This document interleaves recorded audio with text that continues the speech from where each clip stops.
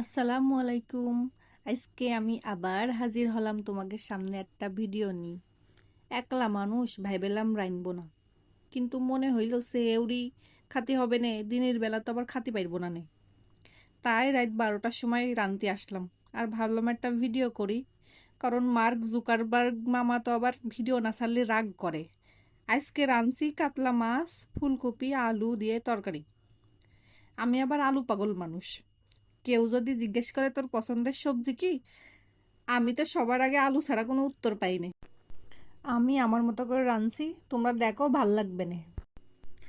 আলু খালেও আলুর মতো গুণ আমার আবার নেই। আলু যেমন সব তরকারিতে সহজে মিশতে পারে, আমি আবার তা পারি না, এত সহজে সবার সাথে মিশতে পারি না বলেই আজকে আমার বন্ধু বান্ধবীর সংখ্যা খুব কম। আমার আবার মানুষের সাথে মিষ্টির তো সময় লাগে, কি যে করি।